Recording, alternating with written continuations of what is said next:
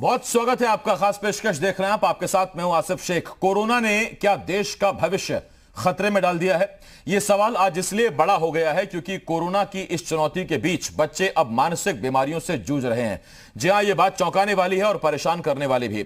AIIMS की एक research के मुताबिक देश भर में 75% से ज्यादा बच्चों पर कोरोना का नकारात्मक असर पड़ रहा है और इसीलिए तीसरी लहर की चिंता से पहले ही उनकी आज को संवारने की चुनौती है, जिससे देश का भविष्य चिंता से निकले और फिर से वैसे ही हंसे, खिलखिलाए, मुस्कुराए जैसा वो पहले करते थे। आज हम इस विषय पर गंभीर चर्चा करेंगे। उससे पहले रिसर्च में जो सामने आया है वो आपको बताते हैं। एम्स के डॉक्टर्स ने तकरीबन 15 स्टडी का एक एनालिसिस तैयार किया और इसमें लगभग 22,996 बच्चों पर शोध किया गया। एम्स की इस रिसर्च के मुताबिक 34.5% बच्चों में घबराहट की बीमारी बढ़ी है, वहीं 41.7% बच्चों में डिप्रेशन की शिकायत बढ़ी है। इसके अलावा 42.3% बच्चों में चिड़चिड़ापन बढ़ा है। इस रिसर्च में यह भी सामने आया है कि 30.8% बच्चों में आनाकानी करने की समस्या देखी गई है। पूरी रिसर्च से एक बात तो साफ है कि बच्चों में साइकोलॉजिकल बीमारी तेजी से घर कर रही है। आज हम इसी मुद्दे पर बात करेंगे। एक खास पैनल भी हमारे साथ जुड़ेगा और हमारे साथ जो पैनल जुड़ेगा वो एक एक्सपर्ट पैनल होगा। सीधा हम आपको लिए चल रहे हैं अपने पैनल की तरफ। हमारे साथ इस वक्त शिशु रोग विशेषज्ञ डॉक्टर पियाली भट्टाचार्य जी जुड़ रहे हैं। इसके साथ साथ फिजिशियन डॉक्टर प्रांजल अग्रवाल जी हमारे साथ हैं और साथ ही साथ साइकोलॉजिस्ट माननी श्रीवास्तव जी भी हमारे साथ जुड़ रहे हैं। मैं आप सभी का बहुत बहुत स्वागत करता हूं। माननी जी, डॉक्टर प्रांजल, डॉक्टर पियाली जी, बहुत स्वागत है आपका। सबसे पहला सवाल माननी जी आपसे है। डिप्रेशन, चिड़चिड़ापन, ना सुनना, उदास रहना, ये सब दिमाग से जुड़ा हुआ है। ये सब केमिकल दिमाग से रिलीज होते हैं या नहीं होते? सबसे पहला सवाल तो यही है मैम, हम आज तक तो यही कहते आए कि थोड़ा बचपन अपने अंदर लाइए, थोड़ा मस्ती करिए। इसका भाव यही होता था, तात्पर्य यही होता था कि थोड़ा सा मस्ती करिए और चीजों को भूल जाइए। लेकिन अब तो बचपन खतरे में है। कैसे संभाले ये चीजें? ये क्यों हो रहा है? सर, आप अगर मैं शुरुआत ऐसे करूं कि आप देख रहे हैं कि सभी को में जो है इस समय फियर और एंजाइटी की फीलिंग है और ग्लोबली ये इफेक्ट कर रहा है लॉकडाउन और पैंडेमिक। तो बच्चों में इसका असर आना बहुत ही स्वाभाविक है। और अगर हमारी स्टडीज, साइकोलॉजिकल स्टडीज पे को ध्यान में रखते हुए मैं बात करूं तो हम ये देख रहे हैं कि इसका लॉन्ग टर्म भी इफेक्ट, शॉर्ट टर्म और लॉन्ग टर्म दोनों जो है साइकोलॉजिकल, साइकोसोशल और मेंटल वेलबींग पे बच्चों की जो है इसका असर हो रहा है। और जिसकी ये जो क्वालिटी और मैग्नीट्यूड है इस असर का, ये डिपेंड कर रहा है उस पे कि वो कितने वल्नरेबल हैं, किस एज ग्रुप के हैं और उनकी एजुकेशनल स्टेटस कैसी है, उनकी प्री एग्जिस्टिंग मेंटल हेल्थ कैसी है। इस समय सभी बच्चे जो है अनसर्टेनिटी से गुजर रहे हैं अपने और उनमें एक भय है कोरोना का कि कहीं फैमिली मेंबर्स को ना हो जाए, उनको ना हो जाए। उनकी एंजाइटी की लेवल बढ़ी हुई है और उनको क्योंकि कन्फाइन कर दिया गया है चार दीवारी में, और बचपन को अगर आप चार दीवारी में कन्फाइन कर देंगे तो एक बहुत नेचुरल सी बात है कि बहुत सारे असर उसके देखने को मिलेंगे। उसमें उनके पास कोई सोशलाइजेशन की अपॉर्चुनिटी नहीं है, उनका रूटीन डिस्टर्ब हो गया है, बोर्डम है, उनका ये स्क्रीन टाइम बहुत ज्यादा इंक्रीज हो गया है, जो कि उनकी इरिटेबिलिटी का एक बहुत मेजर वजह है, स्क्रीन टाइम का इंक्रीज होना। और हमारी स्टडीज कहती हैं कि 3 से 6 साल के बच्चों में क्लिंगिंग बिहेवियर बहुत ज्यादा बढ़ गया है, अटेंशन सीकिंग बिहेवियर हो गया। उनको चाहिए कि माता पिता हमेशा पास में बने रहें क्योंकि उनके पास करने को और कुछ नहीं है, बाहर नहीं जा सकते, फिजिकल एक्टिविटी नहीं है उनकी। तो और अगर 6 से 18 साल की उम्र के बच्चों की बात करें तो हम देखेंगे कि उनके अंदर भी इरिटेशन की लेवल कहीं ज्यादा है और उनके एंगर आउटबर्स्ट हो रहे हैं, इमोशनल आउटबर्स्ट हो रहे हैं। तो ये एक न्यू नॉर्मल कंडीशन है और इसमें अडल्ट्स को एडजस्ट करने में तो प्रॉब्लम हो ही रही है, लेकिन इसका जो असर मेंटल हेल्थ, बच्चों की मेंटल हेल्थ पे पड़ रहा है वो भी बहुत गहरा है। इस न्यू नॉर्मल से एडजस्ट करने में उन्हें बहुत समय लग रहा है और इसका इम्पैक्ट उनके पर बहुत ज्यादा है। नहीं माननी जी, जब आप इसे बार बार न्यू नॉर्मल कह रही हैं तो नॉर्मल मतलब तो सामान्य है, तो क्या इसे हम अब नई सामान्य चीजें मानकर इसे एक्सेप्ट करें या ये वाकई परेशानी है, इनका इलाज करना होगा, इनका तोड़ ढूंढना होगा? मैं यहाँ पे ये कहना चाहूंगी कि जैसी परिस्थितियां अभी हमारी चल रही हैं, इनके तोड़ में तो हम लगे हुए हैं और सभी ये कोशिश कर रहे हैं कि इन परिस्थितियों को बदल दिया जाए और उन्हें खत्म किया जाए। लेकिन जब तक ये परिस्थितियां खत्म नहीं हुई हैं, तब तक हमारी ये जो स्टेज है, ये एक न्यू नॉर्मल की स्टेज है, जिसमें एक्सेप्टेंस बहुत जरूरी है और उसके अनुसार अपने आप को बदलना बहुत जरूरी है। सबसे इम्पोर्टेंट है हमारा मेंटल हेल्थ पे ध्यान देना। अभी तक हमारा फिजिकल हेल्थ पे ज्यादा फोकस रहता था, लेकिन इस समय मेंटल हेल्थ हमारे लिए बहुत इम्पोर्टेंट हो गई है, क्योंकि जब हम कन्फाइंड हो जाते हैं चार दीवारियों में, तो बहुत तरीके से हमारी एक्टिविटी बंद होती है और एक्टिविटी जो है हमारे अंदर ऐसे हार्मोनल सिक्रीशंस करती है जो कि हमारे मेंटल हेल्थ के लिए बहुत इम्पोर्टेंट है। ठीक, तो जी, मैं माननीय जी इस पर आता हूं आपके पास। हमारे साथ डॉक्टर प्रांजल जी भी हैं और साथ ही साथ डॉक्टर पियाली भट्टाचार्य जी भी हैं, शिशु रोग विशेषज्ञ हैं डॉक्टर पियाली। डॉक्टर पियाली, आपके पास आ रहा हूं और आपसे मेरा सवाल, पहले 55 खतरे में था, 55 वाले लोग, अब 55 खतरे में है। ये तो हम कल्पना भी नहीं कर सकते कि आप बचपन को चार दीवारी में कैद कर दें, वो चाहे शहर के लोग हों, बच्चे हों या फिर गांव के बच्चे हों। कैसे संभाले बच्चों को इन चार दीवारी में, कैसे समझाएं कि दोस्तों से नहीं मिलना, और ये पता नहीं कितने दिनों तक चलने वाला है। जब बच्चे सवाल पूछते हैं माता पिता से कि और कितने दिन हमें ऐसे रहना पड़ेगा, कोई जवाब नहीं होता है माता पिता के पास।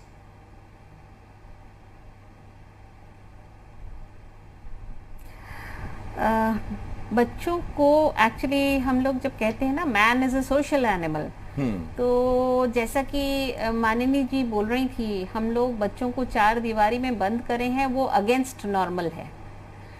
तो बच्चों को हमें कहीं ना कहीं इनको एक सॉर्ट ऑफ डिसिप्लिन में रखना पड़ेगा। इनको जो है एक जो एक्टिविटीज़ जैसे सवेरे उठ के हाथ मुंह धो के ब्रेकफास्ट खा के पढ़ाई करना, ये एक रूटीन जो है, जहां आप देखेंगे कल का रूटीन आपको नहीं पता, वहां पर बहुत एंजाइटी होती है। तो ऐसे में बच्चों का एक रूटीन से चलना, वो माता पिता को देखना पड़ेगा कि वो जरूर से रहे एक रूटीन। दूसरी चीज है बच्चों को घर के कामों में थोड़ा बहुत हाथ बटाना। ये एक एक्टिविटी है जो आपके और आपके बच्चों के साथ आपका एक रिलेशनशिप बढ़ाता है और उनको थोड़ा बिजी रखता है, तो उनको इन कामों में लगाना। तीसरा है कि बच्चों को कहानी की किताबें, हमारे स्कूल में मॉरल साइंस पढ़ाए जाते थे, हमारे हिंदी के अमर चित्र कथाएं हैं और नाना प्रकार की और कहानी की किताबें हैं, जिनसे बच्चों को जीवन जीने की शैली या कला आती है। तो बच्चों को आप अगर देते हो कहानी की किताबें, तो उससे भी उनका मन बहलता है। जो दोस्तों का, हाँ डेफिनेटली दोस्तों की कमी आप हम सभी महसूस कर रहे हैं, तो जो दोस्तों की कमी है वो उसमें वीडियो कॉलिंग करके अपने दोस्तों से एक आध बार दिन में बात करें, अच्छा रहता है। और बाकी बची एक्सरसाइज की बात, अब कोई ना कोई तरीके से एक्सरसाइज तो कराना है। तो घर में जैसे हम लोग बचपन में स्टापू खेला करते थे, वैसे या तो स्टापू बना करके, या कुत्ते को थोड़ा सा टहलाने ले जाएं, या खुद ही मास्क पहन के थोड़ी देर के लिए दौड़ धूप कर लें अपने बागीचे में।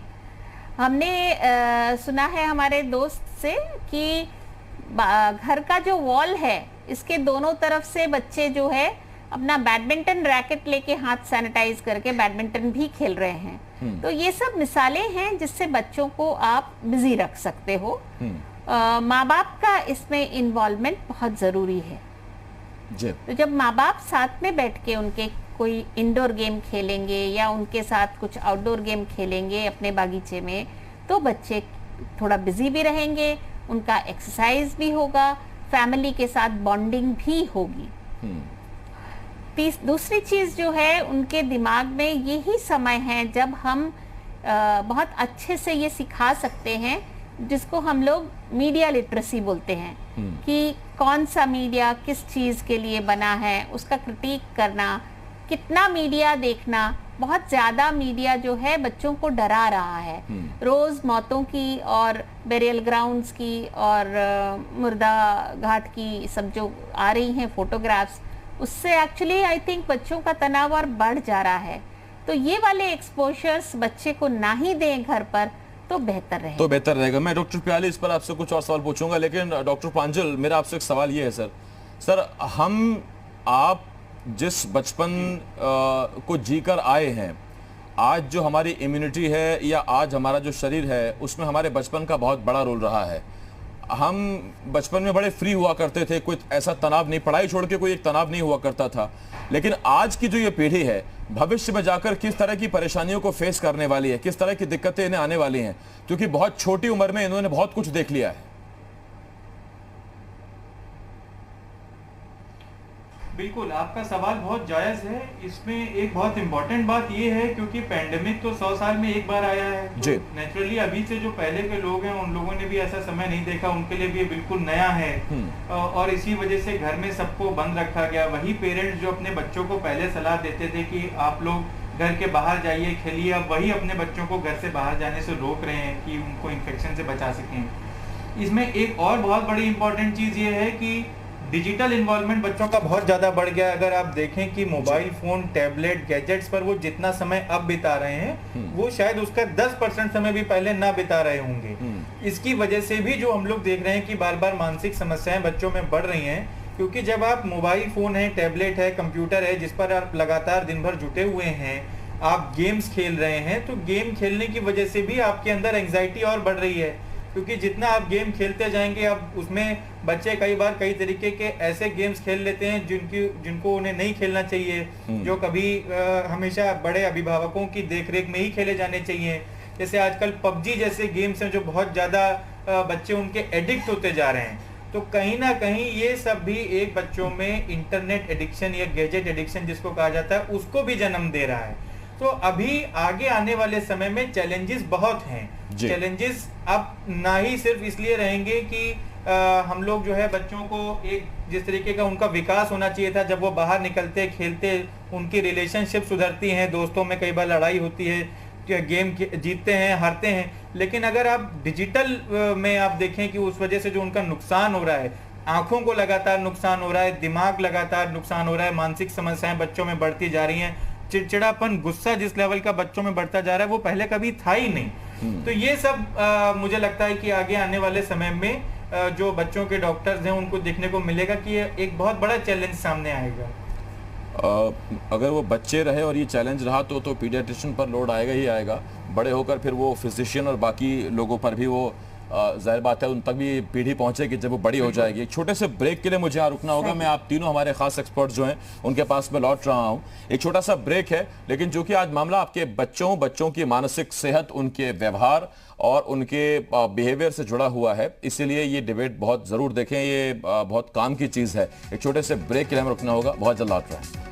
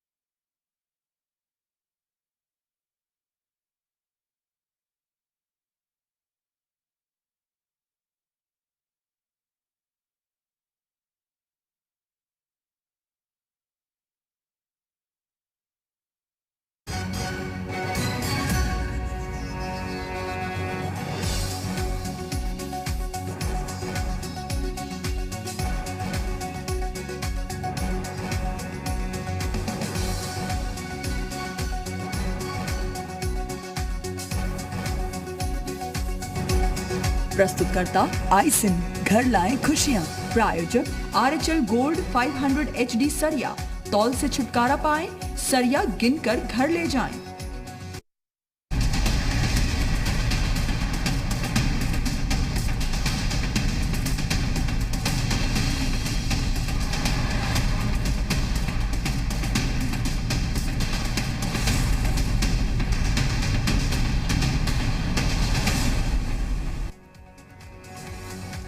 ब्रेक के बाद हाजिर है और आज हम ब्रेक में आज हम बात कर रहे हैं बच्चों की सेहत पर, बच्चों के खेल कूद पर लगे ब्रेक।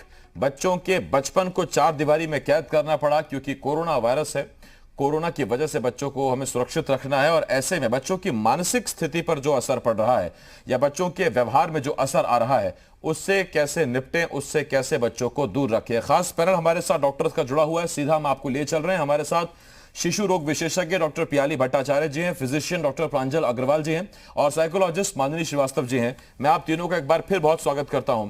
डॉक्टर प्रांजल, मैं आप ही के पास आ रहा हूं। ब्रेक पर जाने से पहले मैं आपसे सवाल पूछना चाहता था और वो सवाल मैं आपसे ये पूछना चाहता हूं सर, हमने इस दौर में ये भी देखा कि बच्चे पहले ही, जैसा माननी जी ने कहा कि स्क्रीन टाइम बच्चों का बढ़ रहा है, बच्चे मोबाइल के पहले ही आदी होने लगे थे, उनको लत लगने लगी थी और ऐसे में अब जो एक जरिया था कि वो दोस्तों के साथ खेलें, स्कूल जाएं, वो चूंकि सब बंद है, तो ऐसे में बच्चों को मोबाइल से, टीवी से, लैपटॉप से कैसे दूर रखें, पहला।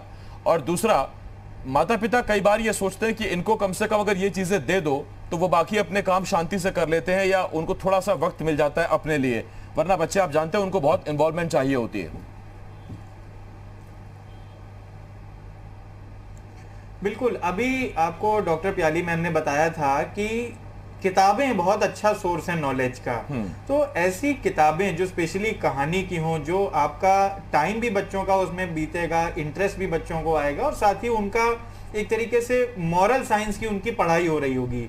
उनको अच्छी अच्छी कहानियां पढ़ने से, जैसे कॉमिक्स हैं या जो स्टोरी वाली बुक्स होती हैं, चंपक है, चाचा चौधरी है, तमाम चीजें वो पढ़ते हैं तो सीखते भी हैं लगातार। तो उसमें एक कहीं ना कहीं वो अगर शुरू से वो किताबें वो पढ़ते चले आ रहे हैं, या कुछ स्पिरिचुअल अगर किताबें दी जा सकती हैं बच्चों को, जैसे कुछ बच्चे होते हैं जिनको इंटरेस्ट होता है स्पिरिचुअलिटी में, तो धीरे धीरे करके उनको स्पिरिचुअलिटी से भी जोड़ा जा सकता है साथ में। क्योंकि ये भी कहा जाता है कि जब तक जो है एक स्पिरिचुअलिटी से बच्चे जुड़े रहते हैं तब तक वो सामाजिक बने रहते हैं। तो ये बहुत इंपॉर्टेंट है। उसके साथ बोर्ड गेम्स हैं जो जिसको बच्चे अपने पेरेंट्स के या बाकी अपने भाई बहनों के साथ बैठ के खेल सकते हैं, जैसे कि कोई भी हो गया, बिजनेस हो गए, कैरम बोर्ड्स हो गए, इस तरीके के जो गेम्स हैं वो बच्चों को दिए जाने चाहिए जिससे उनका स्क्रीन टाइम कम किया जा सके। आवश्यकता ये है कि ऐसा नहीं है कि टेक्नोलॉजी को हम डिस्करेज करेंगे कि नहीं बच्चों को मोबाइल फोन या लैपटॉप से दूर बिल्कुल किया जाए, लेकिन वो आवश्यकता से ज्यादा नहीं मिलना चाहिए। अगर कोई भी बच्चे हैं जिनको उनके आजकल जैसे हम लोग समझ रहे हैं ज्यादातर बच्चों की क्लासेस भी सब ऑनलाइन चल रही हैं, तो ऑनलाइन क्लासेस के बाद जैसे कहा जाता है कि हर आधे घंटे या 1 घंटे के बाद कम से कम 10-15 मिनट का ब्रेक लेना चाहिए ताकि आंखों को थोड़ा सा रिलैक्सेशन मिल पाए। इसी तरीके से जब वो पूरा स्कूल अपना ऑनलाइन अटेंड कर चुके हों, उसके बाद आवश्यक है कि उनको थोड़ी देर सोने का हो, थोड़ी देर खाने पीने का, एंजॉय करने का, और उसके बाद उनको बोर्ड गेम्स या बुक्स वगैरह में प्रेरित करना चाहिए। उनको समझाना भी चाहिए कि ज्यादा मोबाइल फोन का यूज उनकी आंखों के लिए और दिमाग के लिए, दोनों के लिए घातक हो सकता है। इसमें एक चीज इंपॉर्टेंट ये भी है कि आपने अभी कहा कि कैसे हम बच्चों को इसके अलावा रोकेंगे, तो रोकने और या फिर पेरेंट्स जो है वो अपने बच्चों को दे देते हैं कि वो बाकी काम फिर आराम से कर सकें। तो पेरेंट्स को भी ये समझने की आवश्यकता है कि बच्चे तभी तक आपके ऊपर जिम्मेदारी है जब तक वो बड़े नहीं हो जा रहे हैं। तो आप उतना टाइम अपने बच्चों के साथ जरूर बिताएं जो जरूरी है। बच्चों के साथ कम से कम एक वक्त का खाना जरूर होना चाहिए ताकि आप उनसे संवाद कर सकें। परिवार में दिक्कतें, उलझन, डिप्रेशन, ये सब चीजें तभी जन्म लेती हैं जहां पर लोग अपनी बात एक दूसरे से शेयर नहीं कर पाते। तो पेरेंट्स को बच्चों से अपनी दूरी बनाने के बजाय एक तरीके से दोस्त की तरह रहना होगा ताकि वो अपनी बात बच्चे पेरेंट्स से कहने में हिचकाएं नहीं। ठीक, अगला सवाल जो डॉक्टर प्याली मैं आपसे पूछने वाला हूं वो एक ऐसा सवाल है जिसके बारे में जिसका जवाब हर पेरेंट जानना चाहता होगा, कईयों के मन में ये सवाल होगा। सवाल मेरा आपसे ये है कि जब ऑनलाइन क्लासेस में लैपटॉप यूज़ करना ही पड़ेगा, मोबाइल यूज़ करना ही पड़ेगा और कई कई घंटे मोबाइल यूज़ करना पड़ेगा, ये जानते हुए कि बच्चों की आंखें कोमल हैं, बच्चों का शरीर कोमल है, सवाल मेरा आपसे ये है कि टेक्निकली डॉक्टर प्याली, क्या हम मोबाइल का जो या सेलफोन का जो ब्राइटनेस है उसको कम रखें, उसको फुल रखें, आंखों से कितनी दूरी उसकी होनी चाहिए, कितने वक्त के बाद गैप लेना चाहिए, उस गैप में कुछ आंखों को कुछ एक्सरसाइज देनी चाहिए कि नहीं, ये सवाल मैं आपसे पूछना चाहता हूं डॉक्टर प्याली। जी, बहुत बहुत ही इम्पोर्टेंट सवाल है। इनफैक्ट ये मैसेज तो सारे पेरेंट्स के पास जाना चाहिए।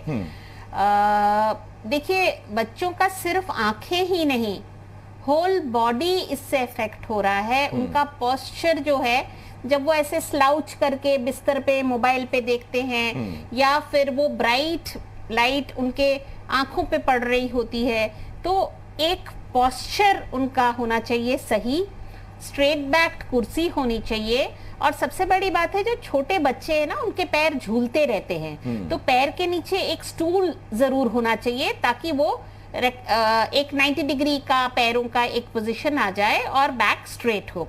तो posture is very very important. ये अनकंफर्टेबल पोस्चर नहीं होना चाहिए और पूरे बॉडी में ये और ये बिल्कुल पोस्चर 90 डिग्रीज पे होना चाहिए। गर्दन में इसका बैड इफेक्ट होता है कि गर्दन में दुखने लगता है, पीठ में दुखने लगता है।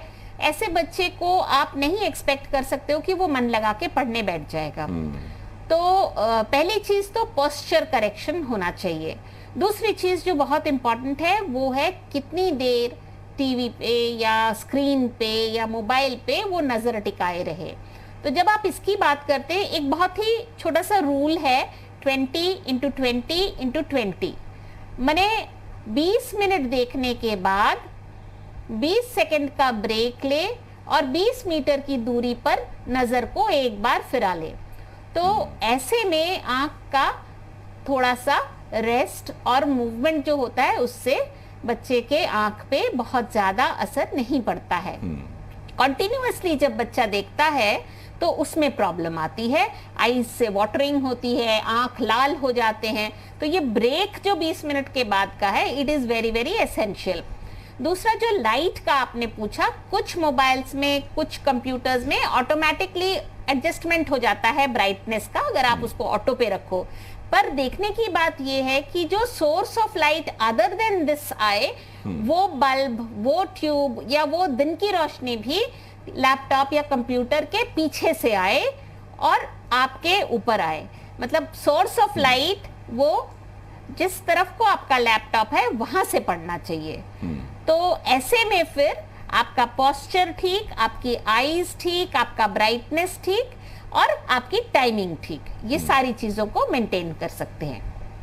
बहुत अहम जानकारी दी डॉक्टर प्याली आपने। और देखिए, मैम ने 3-4 चीज़ें बहुत अच्छी बताई हैं। पहला, फ़र्ज़ कीजिए ये आप जो एक लैपटॉप देख रहे हैं मेरे सामने, बल्ब या सोर्स ऑफ लाइट, ट्यूबलाइट या किसी भी तरह का CFL या आप जो भी घर में इस्तेमाल करते हैं, वो इस लैपटॉप के उस तरफ होना चाहिए, पीछे। और पीछे होना चाहिए, ठीक पीछे होना चाहिए, ताकि आप लैपटॉप आसानी से देख सकें। वो आपके सामने नहीं होना चाहिए। डॉक्टर प्याली, यही आप कहने की कोशिश कर रहे हैं शायद? जी, वो उसका फोकस आपके स्क्रीन पे ना हो। ठीक है, इसका मतलब फोकस स्क्रीन पे ना हो, वरना आपको और देखने में स्ट्रेस देना पड़ेगा स्क्रीन पर, इसका मतलब साफ है। और टेक्निकली भी आप जब भी कोई फोन यूज करते हैं, आप देखते हैं धूप में आप अपने जब फोन यूज करते हैं, आपको स्क्रीन में दिक्कत आती है, तो वही परेशानी आती है। तो घर में भी आपको वही कोशिश करनी है कि लाइट का जो फोकस है वो आप पर तो रहे, लेकिन आपकी स्क्रीन पर ना हो, इस बात का ख्याल रखिए। और जो 20x20x20 का जो फॉर्मूला बताया है, इसका सीधा मतलब ये है कि आपने अगर 20 मिनट टीवी देख लिया है बच्चे ने, उसके बाद उसे 20 सेकंड का रेस्ट दे और थोड़ा सा बालकनी में उसको आप बोलिए कि वो बाहर थोड़ा सा देख लेगा, अड़ोस पड़ोस में नजर मार लेगा। वो 20 मीटर 25 मीटर तक अगर वो थोड़ी देर देख ले, तो वो उसकी आंखों को रेस्ट भी देगा। और आई की मूवमेंट, आप जानते हैं कि आई बॉल शिफ्ट करता है जब आप चीजों को पास से देखते हैं या दूर से देखते हैं, या लाइट जब आपकी आंखों पर बहुत ज्यादा पड़ती है या कम पड़ती है, तो आप जानते हैं कि वो आइरिस और प्यूपिल जो आंखों के होते हैं, वो अपने आप को एडजस्ट करने, तो उसको टाइम दीजिए। वो एक ही पोजीशन में दिक्कत आपको दे सकता है। माननीय जी, मैं आपके पास आ रहा हूं। आपसे मेरा एक सवाल है। बच्चे हमने देखा है इस दौर में एक समस्या से और ज्यादा परेशान है, वो बार बार ये कहते हैं कि मैं करूं क्या। अब वो ऐसा सवाल है जिसका किसी के पास कोई जवाब नहीं है, क्योंकि बच्चे बहुत जल्दी बोर हो जाते हैं। आप कुछ भी उन्हें करने बैठाइए, वो 10 मिनट खेलेंगे मुश्किल से, कोई अच्छे बच्चे होंगे तो 15-20 मिनट वक्त निकाल लेंगे, उसके बाद उनका सवाल होगा अब क्या करूं। तो ऐसे में क्या करें, आप कहां से लाएं उनके लिए वो एंटरटेनमेंट का सोर्स? ऐसे में मैं सबसे पहले तो पेरेंट्स से एक निवेदन करना चाहूँगी कि जब भी बच्चे जो है बोर्डम का शिकार होते हैं और जो है कंप्लेंट करते हैं, तो आप इरिटेट ना हो, उनके संग एक इमोशनल कनेक्ट एस्टैब्लिश करें, क्योंकि इस समय वो बहुत ही विषम परिस्थितियों से गुजर रहे हैं, जिसमें जो है वो उनका इमोशनल इम्बैलेंस है, इमोशनल और बिहेवियरल प्रॉब्लम्स बहुत नेचुरल है आना। तो जब पेरेंट्स इमोशन से कनेक्ट करेंगे, उनके बिहेवियर को मत देखिए, उनके इमोशन को समझने की कोशिश करिए कि वो इस समय परेशान हैं, बोर हो रहे हैं, इरिटेटेड हैं, तो उसको पकड़िए और उसका निदान निकालने की कोशिश करिए। इसके लिए बहुत जरूरी है कि आप उनके रूटीन को मोनोटोनस मत होने दीजिए कि रोज वही एक्टिविटी, रोज सुबह क्लासेस, रोज जो है थोड़ा उनके रूटीन में, क्योंकि अब क्लासेस तो एक ऐसी चीज है जिससे उन्हें सुबह करना ही होगा क्योंकि वो स्कूल टाइमिंग्स निर्धारित है, लेकिन उसके बाद उनकी डेली जो है उनके रूटीन में कुछ ना कुछ परिवर्तन होना चाहिए। किसी दिन उनको हाउस होल्ड चोर्स में आप एंगेज कर सकते हैं, किसी दिन जो है आप पूरी फैमिली बैठ के कोई इंडोर गेम खेल सकती है। मतलब you have to be more creative, parents को ज्यादा क्रिएटिव होना पड़ेगा, इनोवेटिव होना पड़ेगा, इन्वॉल्वमेंट दिखाना पड़ेगा।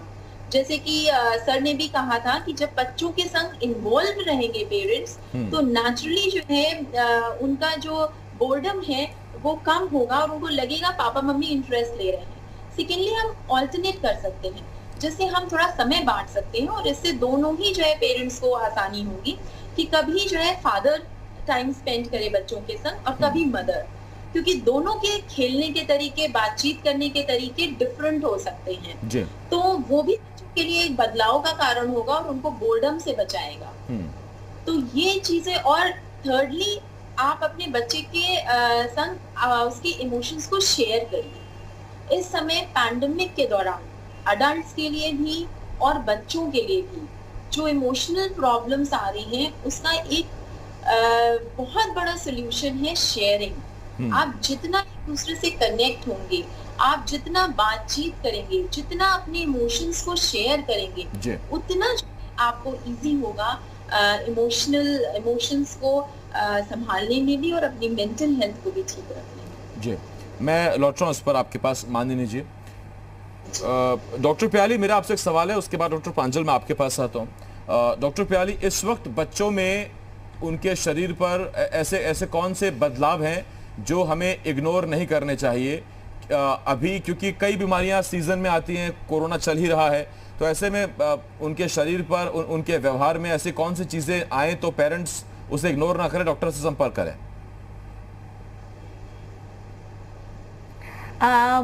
मैं एक चीज और जस्ट शेयर करना चाहूंगी, this is just a personal this thing. माननीय जी जैसे कह रही थी ना पेरेंट्स का इन्वॉल्वमेंट, तो मेरे बेटे ने अपनी हॉबी परस्यू करते हुए मुझे केक अपने हाथ से बना के खिलाया है। तो उसने ये सीखा इस लॉकडाउन में और मुझे खिला के बहुत खुश हुआ। तो हम अपने बच्चों के हॉबीज को भी बढ़ावा दे सकते हैं, चाहे कीबोर्ड पे हो, चाहे म्यूजिक हो, कोई भी चीज हो। अब हम उस चीज को भी कर पाएंगे, बिकॉज अब तो यूट्यूब पे देख के भी वो लोग बना लेते हैं। तो मेरे लिए ये कोरोना काल में बहुत बड़ा गिफ्ट हुआ कि मेरे बेटे ने मुझे केक बना के खिलाया है। So I am sharing this with all of you because I am very happy he has learned कि समथिंग क्रिएटिव उसने सीखा। अच्छा, जब तक आप बोल रहे हो कि अब जब बच्चे के फिजिकल चेंजेस का सवाल है, उस पर तो बात करेंगे। मैं मुद्दे की बात, ये टेस्ट बताइए कैसा था? हमारे बहुत बढ़िया, इट वाज टू गुड। जी ठीक है, अब हम सिम्टम्स पे आते हैं। हम जरा, मैं जो सवाल मैंने पूछा था डॉक्टर प्याली आपसे कि बच्चे में ऐसे कौन से सिम्टम्स इस वक्त दिखे कि हमें थोड़ा सा अलर्ट हो जाना चाहिए? बिल्कुल, तो एक तो जो बच्चे हमारे पास आ रहे हैं वो बच्चे या तो फीवर लेके आ रहे हैं, तो फीवर है, डायरिया लेके आ रहे हैं, दस्त लेके आ रहे हैं, फीवर है, दस्त है, पेट में दर्द है, या कुछ बच्चे जो लेके आ रहे हैं वो आंख की लाली लेके आ रहे हैं। तो ये 2-3-4 सिम्टम्स बहुत कॉमन है।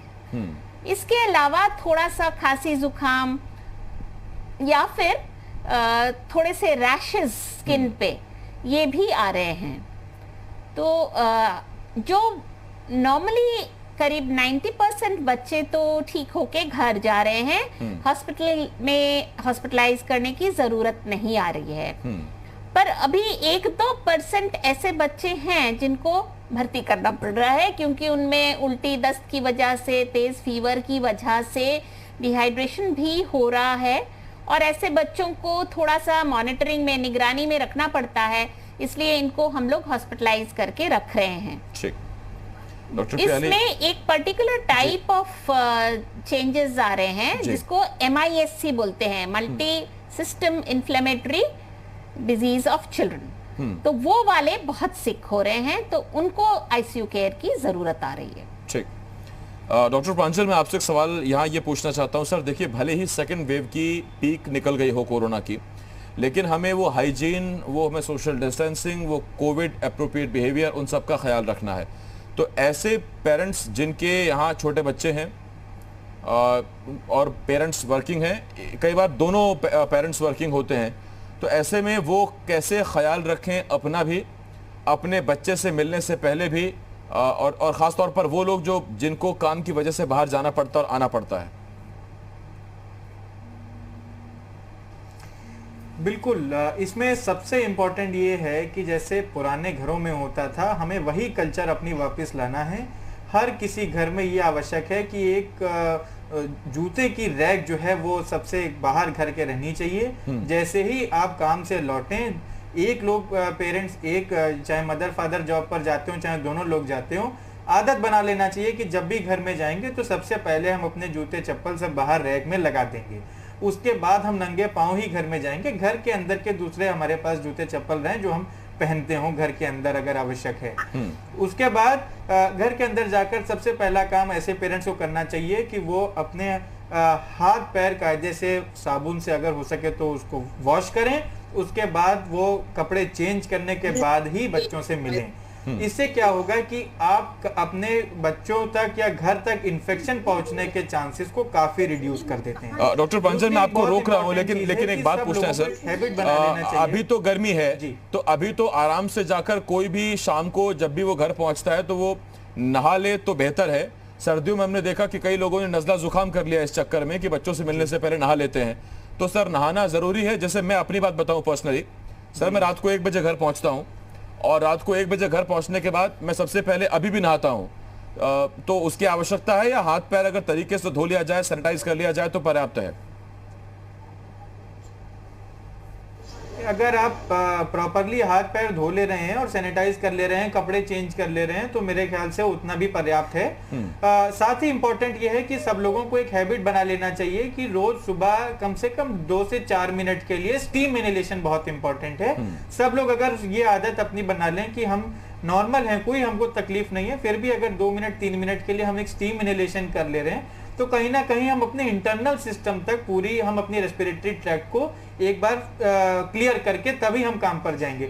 मास्क लगाना बहुत इंपॉर्टेंट होना चाहिए। सब लोगों को ये समझना चाहिए कि हम अगर नॉन कोविड समय की भी बात करें तो जितने बड़े शहर हैं, दिल्ली है, मुंबई है, लखनऊ है, सभी जगह पर पॉल्यूशन ऑलरेडी काफी ज्यादा है। चाहे हम नॉन कोविड की बात करें, दिल्ली वगैरह में तो ऑलरेडी लोग मास्क हमेशा ही लगाते हैं क्योंकि पॉल्यूशन इतना है कि वो उनको रेस्पिरेटरी सिस्टम को नुकसान करता है। तो अगर मास्क लगाना एक हम लोग अपने बिहेवियर में ले आए, कोविड अप्रोप्रिएट बिहेवियर इसको करते रहें कि सामाजिक दूरी जितना संभव हो उतना करें, बाहर आते जाते हम लोग अपने जूते चप्पल बाहर रखें, हाथ पांव सैनिटाइज कर लें और जो है मास्क लगा लें, तो इसमें परहेज नहीं होना चाहिए किसी को भी।